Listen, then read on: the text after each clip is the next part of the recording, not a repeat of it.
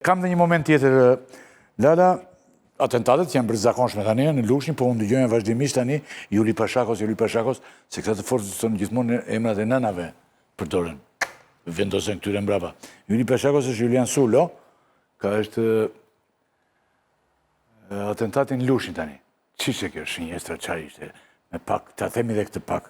Juli Pashakos. Atëherë, Julian Sullo, ose i njohur me novkën Juli Pashakos, nuk është një personazh i botës krimit që duhet injoruar, përkundrazi unë mendoj që për momentin në Lushnjë është një ndër personazhet më të rrezikshëm të botës krimit atje. Është konsideruar si njeriu më i besuar i Laert Haxhiut, i cili krijoi një bandë kundërshtare me Aldo Baren dhe arriti të vriste një pjesë të madhe të kundërshtarëve dhe Laert Haxhiu aktualisht ndodhet i arrestuar bashkë me bandën e tij. Juli Pashakos ka qenë një prej miqve më të ngushtë të Redian Rajës, i cili është nipi ish deputeti socialist Rahman Raja, dhe në kohën kur ndodhi atentati te mbikalimi Shkozeti ndaj ish prokurorit të Durrësit Arjan Doj, teksa Redian Raja fill pas ngjarjes tentoi të largohej nga vendi, ka qenë në shoqërinë e Julit të Pashakos ose një personazh tjetër shumë të njohur që njihet si Andrea ose Renato Çaushaj ose ndryshe me novkën Renato i Kalivaçit. Por pavarësisht se ata u gjendën në shoqërinë e njëri tjetrit, Redian Raja u arrestua dhe dënua me burim përjetshëm për atentatin te mbikalimi Shkozetit, ndërkohë që Juli Pashakos dhe Renato i Kalivaçit nuk patën probleme në lidhje me këtë çështje. Po ashtu, Juli Pashakos ka qenë i shoqëruar edhe për masakrën e 2015-s në Lushnjë, ku u vranë 2 persona dhe u plagosën disa tjerë. Në atë kohë, në shënjestër të ngjarjes ishte nipi Aldo Bares, i cili arriti të mbijetonte. Janë dënuar 2 persona ose 2 miq të besuar të Anterio Kaloshi dhe Orges Bilbili, që janë të Laert Haxhiu, ndërkohë që është në proces edhe Laert Haxhiu. Sa i përket të ngjarjes, atëherë dyshimi kryesor ka të bëjë me përplasje mes grupimeve kriminale, sikurse thash, në vitin 2019 është gjendur në shoqërinë Andrea ose Renato Çaushajt, që njihet si Renato Kalivaçit, por një dëshmi e dhënë më vonë nga Artan Tafani, që është i penduar i bandës së Laert Haxhiut, ai thot ndër të tjera që Juli Pashakos kishte marrë porosi nga Dubai për të vrarë Renaton e Kalivaçit.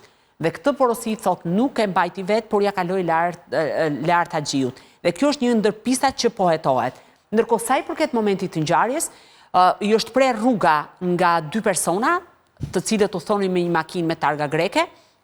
Juli Pashakos i ka parë në momentin që kalon dhe ka rritur shpejtësinë e automjetit, është qelluar në drejtim të tij, pra ka dalë nga automjeti, por me sa duket dalja me vonesë i 2 autorëve, që njëri ka qelluar me Kalashnikov dhe tjetri me pistolet, ka bërë që Juli Pashakos të dëmtohet vetëm pak në këmbë. Dhe fillimisht nuk ka shkuar në polici, ka shkuar në banesën e tij, më pas, gjatë pyetjes nga forcat e policisë, ka refuzuar të jap shpjegime, duke thënë që nuk ka asnjë konflikt dhe nuk ka bashkëpunuar me autoritetet. Por mendoj që është një ndër raste dhe një ndër eksponentët që do duhet të ketë një vëmendje të shtuar dhe një hetim të thelluar në raport me të, por edhe në përplasje që ai ka në qytetin e Lushnjës, sepse kjo ngjarje, kam frikë, uroj të mos ndodh, mund të ndesë konflikte dhe një sak të gjatë të përplasjes mes grupimeve në qytetin e Lushnjës.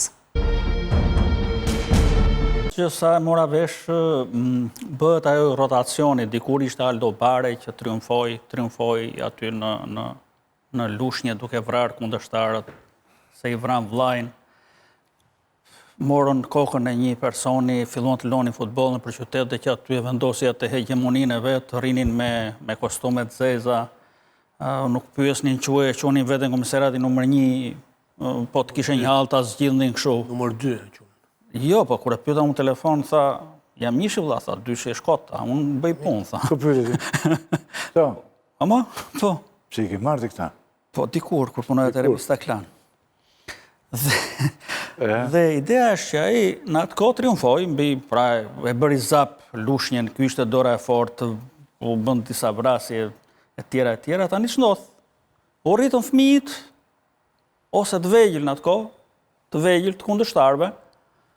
Ky përfundoi në burg, ushtarët e vet, njëri pas tjetrit, ose u vranë ose përfunduan në burg, pra u shkatrua banda, ngrihen pinjollët e kundërshtar me këtë Bilbilin e me këtë Haxhiajn, edhe hyjnë dorë, çat dali përpara duke vrarë dhe njerëz krejt pa lidhje. Siç ishte rasti i një tregtari të pjesëve të makinave që e vran vetëm sepse ankohej nëpër televizione që më kanë vrarë njeriu në afër diçka e tillë. Pra e tepruan fare dhe dolën pastaj që bënin dhe vrasjen e porosi për pjesë të tjera. Ndërkohë që mund të thuhet që ky moment tani, ose u lexua në një farë mënyrë, sikur rikthehet njerëzit Aldo Bares për të marrë, me që këta u goditën po thuaj të gjithë, për të marrë hakun, pra një si thua, një zinxhir gjërash që rrotullohen, njëri del njëri sipër dhe njëri shkon tjetri poshtë, pastaj rrotullohet prapë. Këtë mendova. Një pjesë e rruzëve mendojnë që duhej marrë e mas, një pjesë tjetër thonë që jo nuk duhej marrë e mas. Kështu që, domethënë, këto çështje përfundojnë gjykatë kushtetuese, sepse ndodhin për herë të parë, pra s'ka ndodhur në gjithë këto 30 vite s'kemi pas çështje të tilla kaq specifike, po arsyeja se s'kemi pasur as pak as gjë kohë. Tani, çështja e zonjës Balluku është ndryshe nga çështja e zotit Velia apo më tej zotit Meta. Pra nëse për çështjen e zonjës Balluku ne kemi debatin për kompetencat, nëse ka spaku kompetenca të pezullojë nga detyra një ministër apo një zëvendëskryeministër, te rasti zotit Velie, ne flasim për masën e arrestit. Pra, është e drejtë që ai të qëndrojë në burg siç ka vendosur gjykata e faktit, e shkallës parë e apelit dhe gjykata e lartë, apo jo? Pasi kjo gjykatë i ka hequr. Tani unë nuk jam shumë i qartë se pse zoti Velie kërkon rikthimin në shkallë të parë. Po sepse është i padrejtë, thotë, sepse gjykata ka thënë është proces i parregullt. Pa rregull ligjor, pretendon zoti Velia, jo? Sepse treja shkallët e kanë lënë fuqi vendimin. Sepse zotin Velia në gjithë këtë histori, pra të masës së tij të arrestit si kryetar bashkie, e shoqëron pak a shumë precedenti zotit Beleri. Edhe zoti Beleri ndeti në burg pa afat nga gjykata shkallës parë. Gjykata e apelit përsëri e la në burg pa afat, gjykata e lartë e la në burg pa afat. Dhe çfarë kërkonte zoti Beleri? Kërkonte thjesht një ditë liri për të shkonte dhe të betojë. Dhe në këtë rast gjykata kushtetuese, e cila e mori në shqyrtim çështjen, me shumicë votash,